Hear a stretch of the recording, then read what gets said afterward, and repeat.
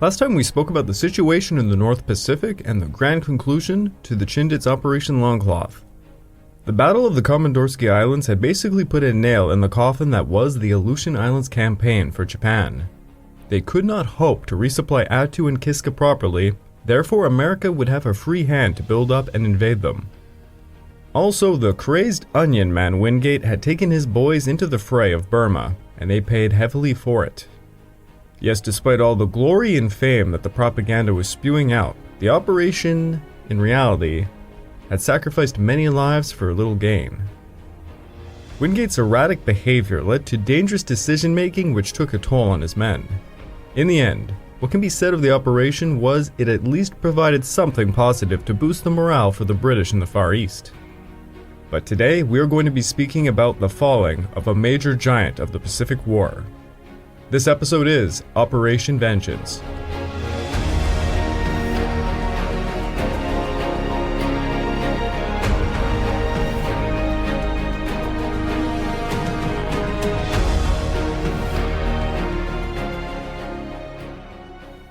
Welcome back to the Pacific War podcast week by week. I'm your dutiful host, Craig Watson. But before we can begin, I just wanted to remind you all that this podcast is only made possible through the efforts of Kings and Generals over at YouTube. Perhaps you want to learn a bit more about World War II? Kings and Generals has an assortment of episodes on World War II and much, much more, so go give them a look over at YouTube. So please, subscribe to Kings and Generals over at YouTube and continue to help us produce this content by checking out www.patreon.com/kingsandgenerals. And hey, don't forget about our sister podcast over at the Age of Conquest, The Fall and Rise of China podcast, written and narrated by me. And if after all of that you are still hungry for some more history, why don't you check out my personal channel, the Pacific War channel, over at YouTube, where I've just now released a full documentary on things you might not know about the attack on Pearl Harbor. Also, just a friendly reminder, I myself have a Patreon account, which can be found at www.patreon.com/thepacificwarchannel. This week's exclusive podcast over there is an interview I did with Chuck Myers. Chuck Myers retired from the United States Navy after serving aboard many aircraft carriers, and he's also an associate at the USS Hornet Museum today. He was the main historical consultant for the recent Midway film. So the interview is about the USS Hornet's history, and a lot of stuff that went on during the making of Midway. It's a pretty good one. Check it out. It would mean a lot to me. Now, 2 weeks ago, I covered Operation Igo, and many of you noticed I sprinkled a bit of foreshadowing information here and there. But to catch you back up to speed, so to say, let me just summarize those events and the dire circumstances that one person would find himself in. It can easily be deduced by early 1943, Admiral Isuku Yamamoto knew that Japan was staggering towards a catastrophic defeat. Rather, ironically, he was one of those figures in Japan that tossed as much of his political weight as he could to influence going against the decision to go to war with America. He warned his high-ranking colleagues of the great industrial might America held, and that it would inevitably overwhelm Japan. His obsession over a decisive naval victory was driven mostly because he knew the only possible way for Japan to come out of World War II positively was to bring America to the negotiating table as early as possible. But how does one do that exactly? Well, Japan held a significant advantage over America in 1941. Their Pacific fleet was by far larger, vastly better trained, and held considerable technological advantages. Thus, like a game of Axis and Allies, a game that I've been playing since I was a wee little teenager, and that I livestream now and then, by the way, so if any of you in the audience want to watch me do that kind of stupid stuff, well, I do that. Anyways, in a good old game of Axis and Allies, if you are playing the Axis, you typically toss the kitchen sink at the offset of the war, hoping to break the Allies before their productive advantage gradually wins the board. I think that pretty much sums up Yamamoto's thinking. Yamamoto engineered the raid on Pearl Harbor to smash the United States Pacific Fleet enough to thwart them from producing any offensives for at least 6 months, well, at a minimum, though he definitely hoped for a year. After that, his plan had always been to force America into a naval surface battle in the hopes of taking out their fleet and forcing them to negotiate. If they did not negotiate after that, well, he hoped to buy Japan enough time to build a complex defensive perimeter, which perhaps could be used to bleed Americans dry, and thus gradually get them to come to terms. Well, his obsession for the grand naval battle led him right into a trap. Yes, a critical thing the Japanese overlooked during most of the Pacific War was code breaking. The cryptanalysts at Station Hypo did miracles breaking the JN-25 code, leading them to deduce Admiral Yamamoto's Operation MI was directed at Midway Atoll. They had knowledge of the locations, the units, and the timetables, and they used this intelligence to set up a major trap for the combined fleet. The June 1942 disaster at Midway had been a major gambit aimed at forcing the war to an early conclusion, a gambit which had fallen apart.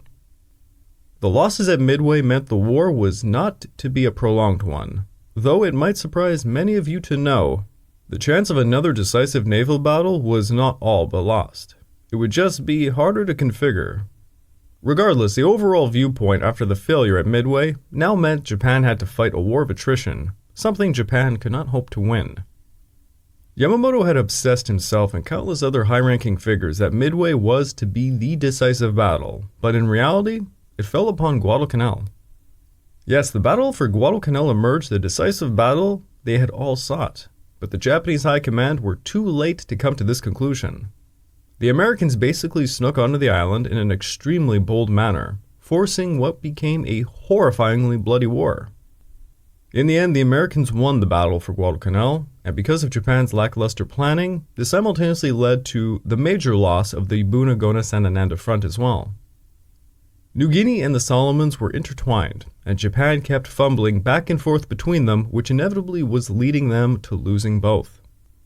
After the loss at Guadalcanal, Japan had lost the initiative for the Pacific War. Now America was in the driver's seat. The Battle of the Bismarck Sea proved to the Japanese high command their sea lanes were no longer safe. America was dominating Japan's ability to move men and supplies across the ocean through a war of attrition using air power and submarines. The Japanese planners understood the Allies were going to advance in two prongs, one through New Guinea and the other up the central and northern Solomons.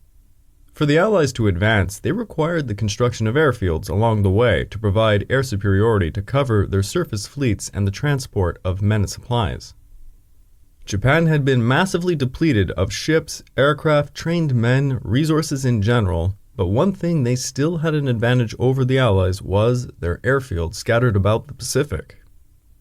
On March the 15th, Japanese High Command in Tokyo demanded plans be made to build a new defensive strategy in the Central Pacific. The main idea was to build a stronger defensive perimeter emanating from Rabaul. Thus, on the morning of April the 3rd of 1943, Admirals Yamamoto and Ugaki, accompanied by more than a dozen officers of the combined fleet staff, boarded two Kawanishi flying boats and headed for Rabaul. Yamamoto and the high-ranking figures scoured their maps and came up with what was needed to be done to meet this new demand. They needed to hinder the Americans' air power's advance up the Solomons and New Guinea. This meant hitting Allied forward airfields. 4 locations were chosen: Guadalcanal, Oro Bay, Port Moresby, and Milne Bay. It was to be called Operation Ego-Sexton and would be the responsibility of the IJN. By the way, small little side note over here, if a lot of you were wondering why I was pronouncing it Igo instead of Ego, I assume that's how Americans pronounced it, so I just went with that. Sometimes I do that. The same goes for, I got a few comments on my own channel about, the pronunciation of Tomoyuki Yamashita. That's how the Japanese pronounce it. Obviously, if you're an English speaker, you would say Tomoyuki Yamashita. It's just one of, sometimes I just pick and choose how I pronounce things. I'm a moron, don't listen to me. Admirals Yamamoto and Junichi Kusaka established temporary headquarters on Rabaul, and they began planning. The planning led to an incredible concentration of Japanese air power. The 11th Air Fleet and 4 aircraft carriers of the 3rd Fleet, Tsukaku, Zoyo, Junyo, and Hyo, would amass a force of 224 aircraft. The air power was going to be used to smash the 4 targets, and then they would be dispersed to several airfields to mount a new defensive perimeter. They would be sent to places like Buka and Kihili and Bungayville and Balal in the Shortland Islands. Admiral Yamamoto would personally supervise Operation Ego as he took up quarters on a cottage hill, a hill behind the town of Rabaul itself. He spent weeks inspecting airfields and other military installations, meeting with local army and naval commanders at various headquarters scattered about New Britain. As was his typical behavior, he bid farewell to departing air squadrons, waving his hat to them. For 10 consecutive days, Japanese bombers and fighters hit their designated targets. More than 200 aircraft attacked Guadalcanal on April the 7th, a raid larger than any attempted during the 5-month battle for the island. The Japanese pilots came back with extremely exaggerated claims of success. They claimed to have destroyed dozens of ships, hundreds of aircraft. In reality, Operation Ego amounted to the destruction of 25 aircraft, 1 destroyer, 1 corvette, 1 oil tanker, and 2 transports. The Japanese had lost around 40 aircraft for this. The Japanese High Command, including Yamamoto and even Emperor Hirohito, bought the success stories. Emperor Hirohito sent these congratulatory words. "Please convey my satisfaction to the Commander-in-Chief Combined Fleet and tell him to enlarge the war result more than ever." But over on the other side of the conflict, General Kenny had a more damning critique of the way Yamamoto used his air forces during Operation Ego. The way Yamamoto had failed to take advantage of his superiority in numbers and position since the first couple of months of the war was a disgrace to the airman's profession. The reality was, the air crews were not the same types that had raided Pearl Harbor back in 1941. No, these men in 1943 were, forgive me to say, kind of the bottom-of-the-barrel types. Sure, there remained some veterans and experienced men, but they were far too few to train what should be the brand new generation of Japanese air power. Japan had squandered their veterans and now they were paying a heavy price for it. On October the 25th of 1942, Rear Admiral Ugaki had written this in his diary. "Every time it rained heavily, about 10 planes were damaged due to skidding."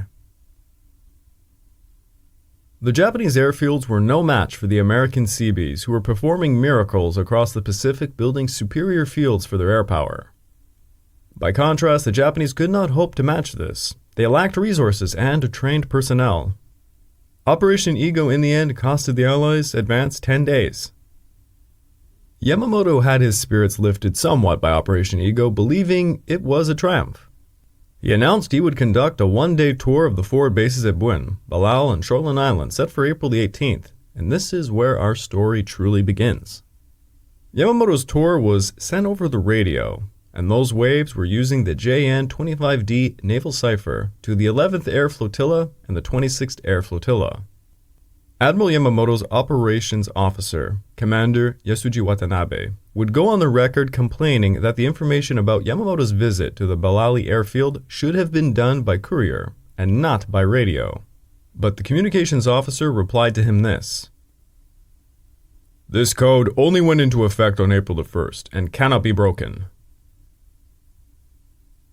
The message was picked up by 3 stations of the Magic Apparatus, the United States Cryptanalysts Project. One of these 3 stations, ironically, was the same team responsible for breaking the codes that led to the disaster at Midway, Station Hypo at Pearl Harbor. Major Alva B. Laswell, a duty officer at Joseph Rochefort's Combat Intelligence Unit Station Hypo, deciphered it and pronounced it to be a jackpot.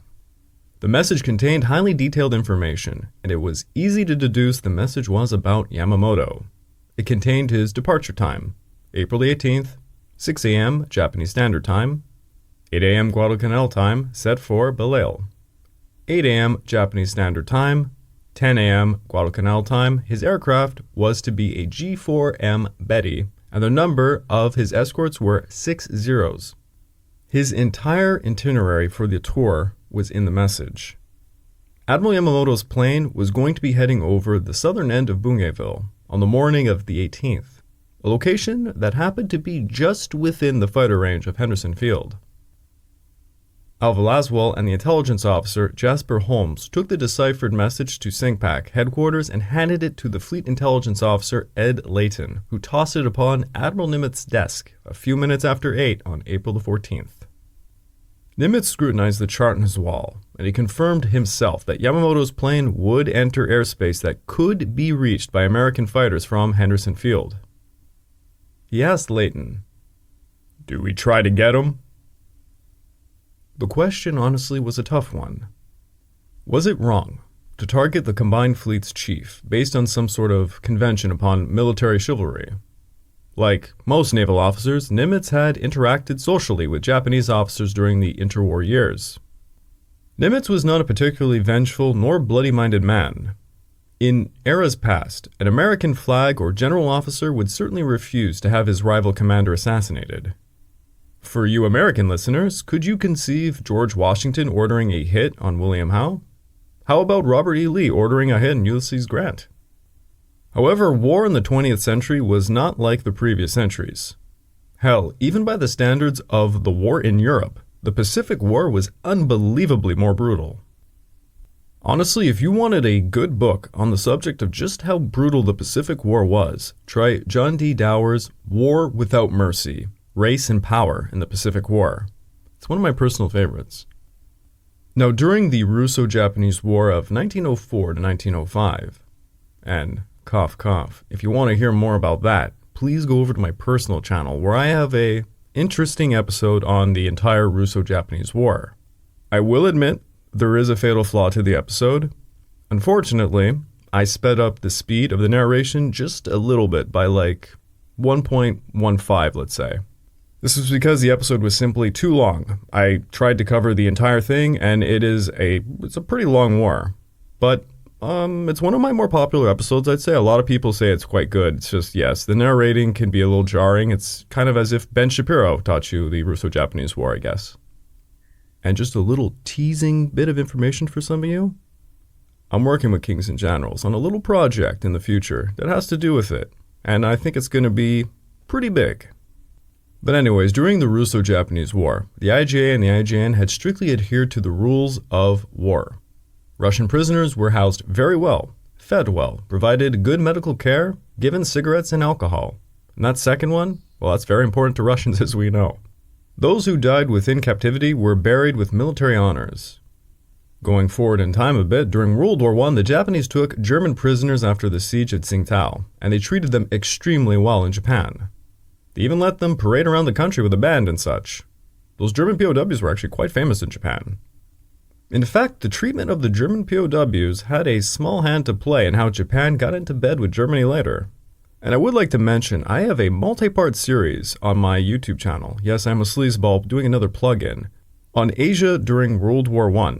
So I have an individual episode on the Battle of Tsingtao, what Japan did during World War I, what China did during World War I, what Southeast Asia did during World War I, which was pushed heavily by my Vietnamese audiences. It's actually a pretty interesting episode. I learned a lot myself. And of course, I did an episode on the German raiders in the Pacific during World War I. They're pretty good episodes, and they haven't gotten that many views. I don't think there's a huge interest in it, I guess, but I'm pretty proud of them. But anyways, what I'm trying to get at is that Japan was acting with chivalry, an unbelievable amount of chivalry. Though it didn't pay out for them in the end, as during the Russo-Japanese War, the triple intervention screwed them over. Then during World War I, they were greatly humiliated with Wilson's kind of racial smack against their face when they just wanted to be treated as equal. And all those events kind of led to World War II. But anyways, like I'm trying to say, after those events, as we've seen during this series, Japan wasn't exactly acting chivalrous anymore when it came to the Pacific War. They were acting quite opposite. Nimitz may have hesitated to give the order, but he was a man who knew full well of the Japanese actions in China, the Philippines, Malaya, Hong Kong, the East Indies, the Solomons, the list goes on. I guess you can say barbarity dishes out barbarity. Yet aside from the morality question, was it wise to kill Admiral Yamamoto? This was, after all, the man who planned and executed the disastrous Midway offensive, losing 4 aircraft carriers with nearly all of their aircraft. Yamamoto had also mismanaged the Guadalcanal campaign and deployed air and troop reinforcements in piecemeal. He arguably was doing quite a good job losing the war. Lee knew Yamamoto personally, and he argued that he was the best respected military leader in Japan, and that his death would, quote, "He's unique among their people. Aside from the emperor, probably no man in Japan is so important to civil morale. His absence would demoralize the fighting navy. You know the Japanese psychology. It would stun the entire nation." Then Leighton said this to Admiral Nimitz. 'Admiral Nimitz. You know, Admiral Nimitz, it would be just as if they shot you down. There isn't anybody to replace you.' To this Nimitz smiled amusingly, and he replied, 'It's down in Halsey's bailiwick. If there's a way, he'll find it. All right, we'll try it.' Thus sealed the fate of Admiral Isuku Yamamoto.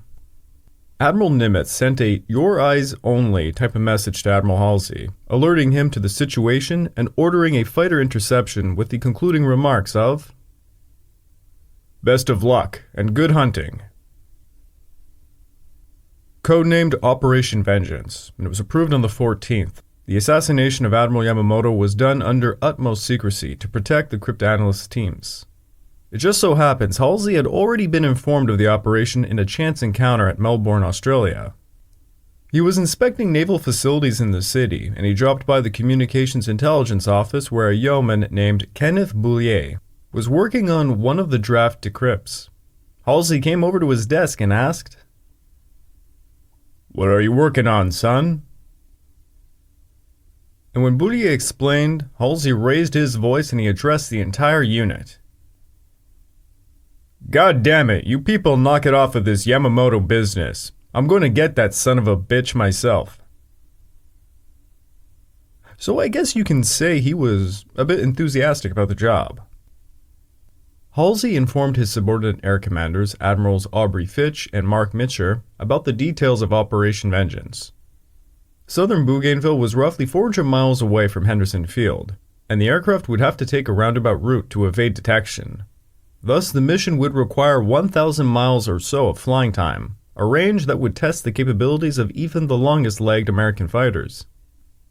Airsol's commander, Mitcher, called for a secret meeting of his staff on April 16th to figure out the logistics of the operation. It was determined that to intercept Yamamoto's flight, they should use Lockheed P-30 Lightnings, which held a comparable range to that of the Zero fighter, though it would not alone be enough. They would need to use a lean fuel mixture and drop tanks to barely make the long flight.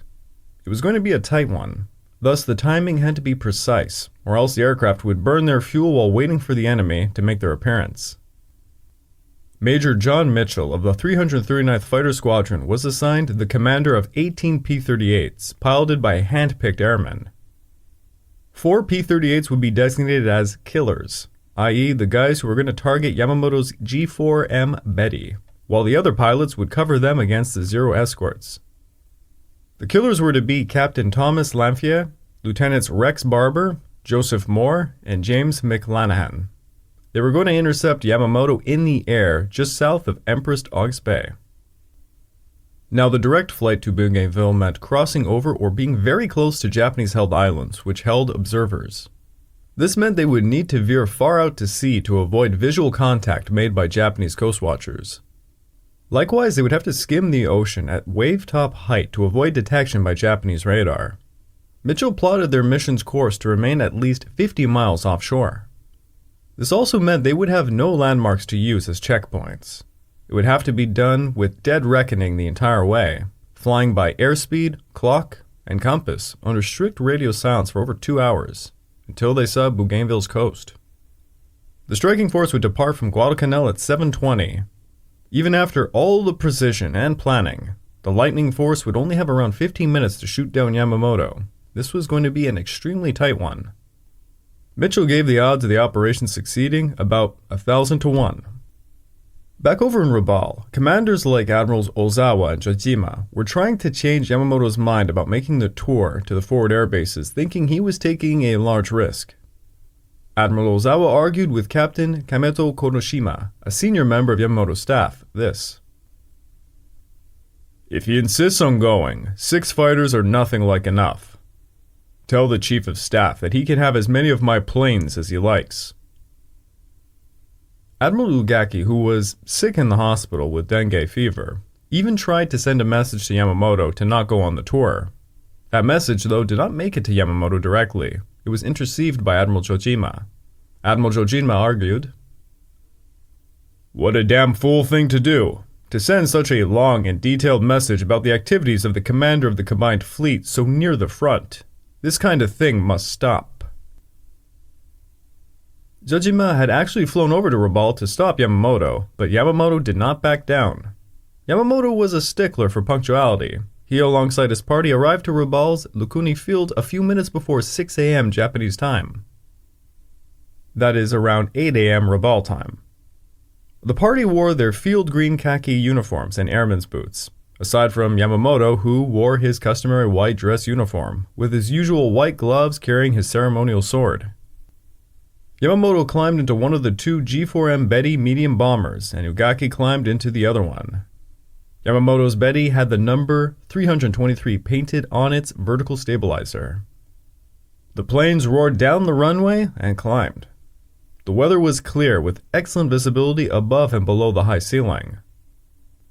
The aircraft leveled out at 6,500 feet, with the bombers holding a close formation, enough for Ugaki to clearly see Yamamoto through his windshield through the other plane. The fighters hung out at about 8,200 feet above them, and around a mile around them. The formation headed southeast, making its first landfall on the southern tip of New Ireland, then south along the coast of Bougainville, past the Japanese bases at Buka and Keita, then on to Baleli. Ugaki began to nod off as the group began its descent towards Baleli. Major Mitchell's strike group launched at 7:10 Guadalcanal time, seeing 2 Lightnings fail as a result of blown tires for one and a fuel transfer problem for the other. Both aircraft were part of the killer's team. Thus, Lieutenants Besby Holmes and Raymond Hine were replaced with Joseph Moore and James McClellan. Not a great way to start a precise mission by any means. As they made their first leg of the trip, the P-38s descended to 50 feet to avoid radar detection while the pilots had to endure extremely hot temperatures due to the sea level. The temperatures were above 90 degrees as the sun blazed through their perspex canopies, causing the pilots to sweat like pigs. The P-38 was a high-altitude fighter, and its canopy could not open in flight to regulate the cockpit temperature. Thus, it basically acted like a convection oven, building up heat as the sun beat down on it. With nothing but the sight of the rolling waves for over 2 hours, the pilots could have very easily dozed off. After 55 minutes of the first leg, Mitchell turned right to 290 degrees, then after 27 minutes, 305 degrees. 38 minutes after this, another 20 degrees turn to make the 40-mile leg to the south edge of Empress Bay, all using clocks and compass. As they crossed the bay, they turned 90 degrees, and they were around 4 minutes from their calculated interception point. The Lightnings began to close in and made sight of the southwest corner of Bougainville. In an act of extraordinary navigation, they had hit the precise location intended at 9:34 a.m., a single minute ahead of schedule. Right on top of them, passing serenely overhead, was Yamamoto, and unfortunately for him, security was quite lax. You see, the Japanese held superiority at Buen, thus they did not anticipate any enemy action. Alongside this, the escort Zeros had their radios stripped out of them to reduce their weight.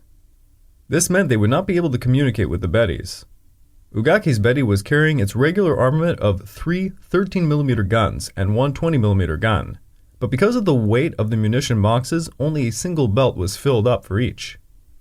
As for Yamamoto's Betty, there does not seem to be any evidence it was armed at all. Mitchell was shocked to see the 2 Betty bombers. The intelligence had told him there would only be one. This somewhat disrupted his plan, not knowing which one of the escorts was hiding Yamamoto. Furthermore, 2 Lightnings piloted by Lieutenants Besby Holmes and Raymond Hine had to pull out when their belly tanks were released, and it caused a technical problem. Thus, Mitchell only had half the fighters as planned and now faced double the amount of Bettys. He did not know which Betty was Yamamoto's, but with icy resolve, he did not improvise the plan and ordered Captain Lanfia to attack as planned, stating this: "He's your meat, Tom." The rest of the Lightnings climbed to perform cap actions as Mitchell expected the Japanese airbase at Kahili to toss some Zeros over to greet Yamamoto.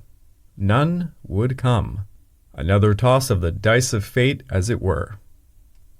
As Ugaki recounts the event, at 9:43 he was awoken when his plane suddenly began a steep diving turn. The pilot was unsure what was happening, but all of a sudden evasive maneuvers of the Zero escorts alerted him something was wrong. The dark green canopy of the jungle hills were closing in on them as the gunnery opened up all the gun ports to prepare firing. Between the rushing wind from the openings and the guns, things were incredibly noisy. Ugaki told the pilot to try and remain with Yamamoto's plane, but it was too late.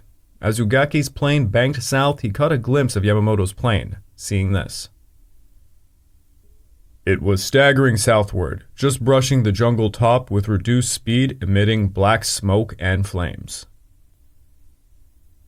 Ugaki lost visual contact for some time, then only saw a column of smoke rising from the jungle. Ugaki's pilot flew over Cape Moria out to sea, descending steadily to gain some speed.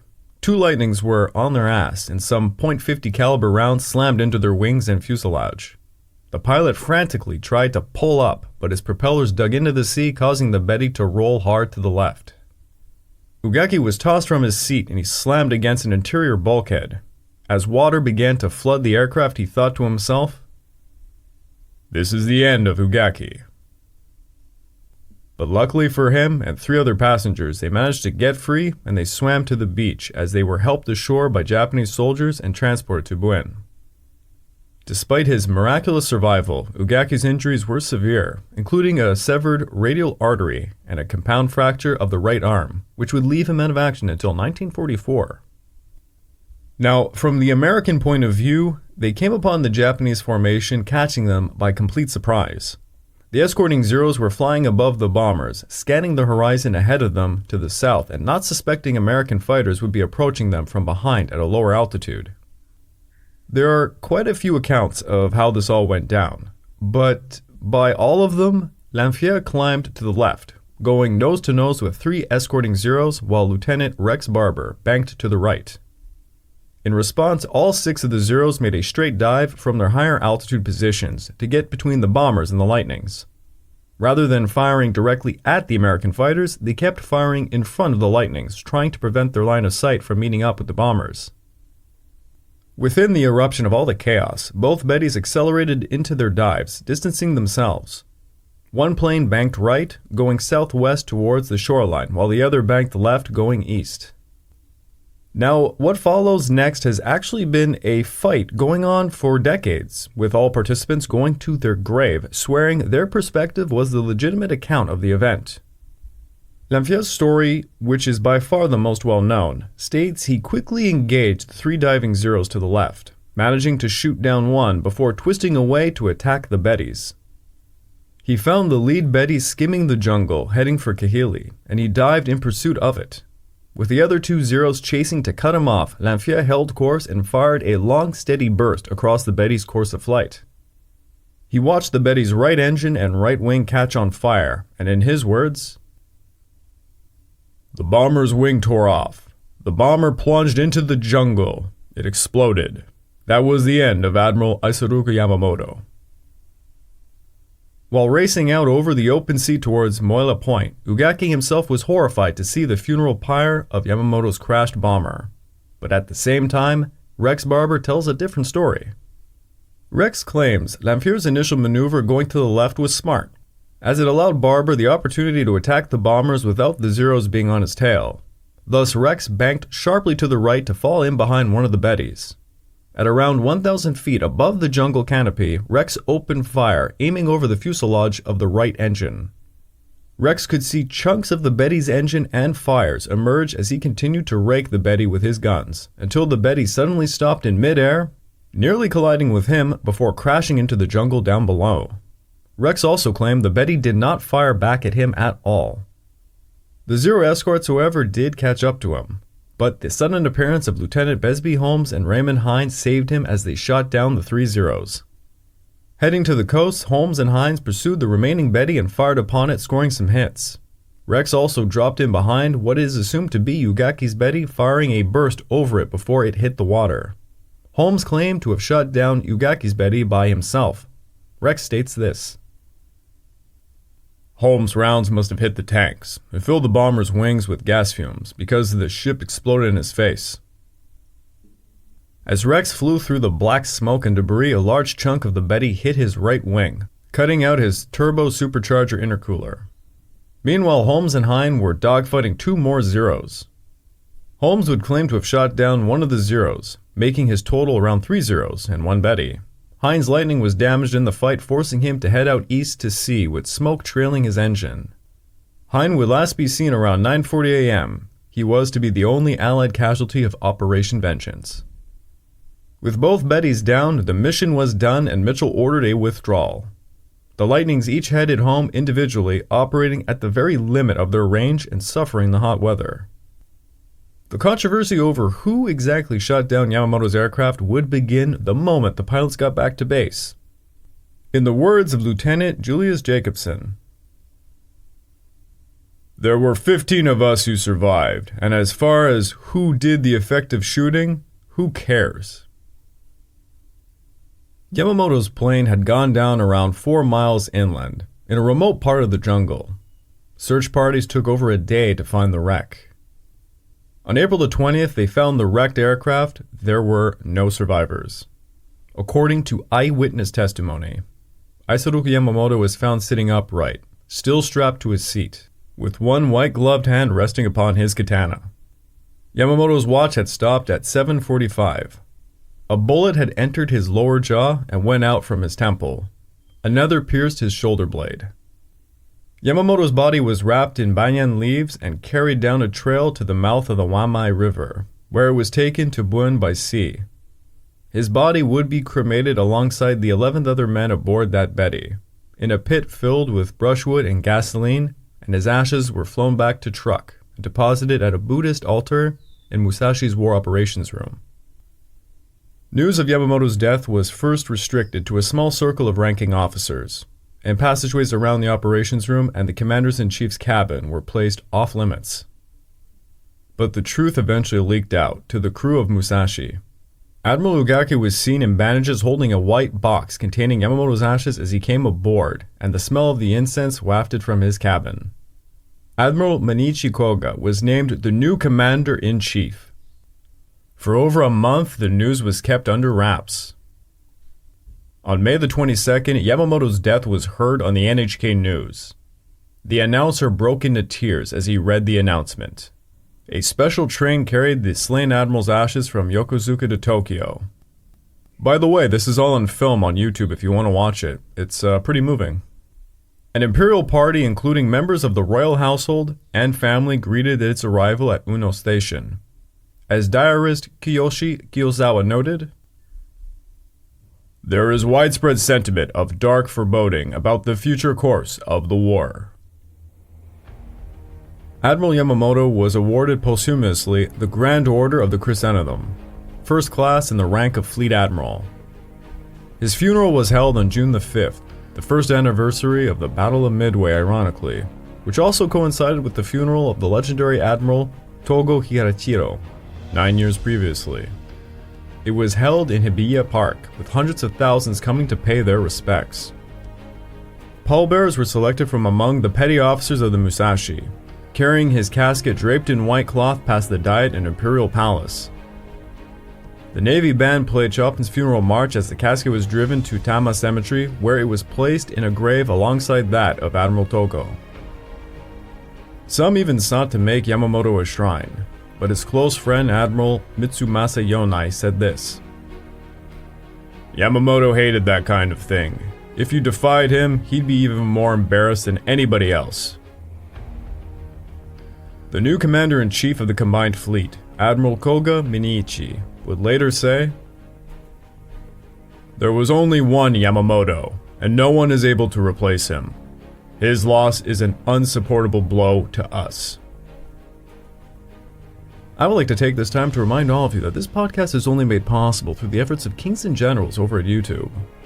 Please go subscribe to Kings and Generals over at YouTube and continue to help us produce this content by checking out www.patreon.com/kingsandgenerals.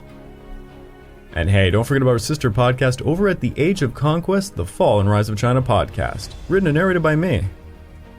And if after all that you are still hungry for some more history, why don't you check out my personal channel, the Pacific War Channel over at YouTube, where I'm about to release my film review of Grave of the Fireflies, a real tearjerker. Also, just a friendly reminder, I now myself have a Patreon account, which can be found at www.patreon.com/thepacificwarchannel. And this month's exclusive podcast over there is an interview I did with Chuck Myers. Chuck Myers is retired from the US Navy and he served aboard multiple aircraft carriers. He is also an associate at the USS Hornet Museum today. He also happens to be the main historical consultant for the last Midway movie. Thus, the interview is about the USS Hornet and his time working on Midway. It's a pretty exciting interview. Check it out, it would mean a lot to me. Operation Vengeance was a success, leading to the death of the legendary Admiral Isuku Yamamoto. Would his death help or worsen the Allied war effort? For that question to be answered, only time could tell.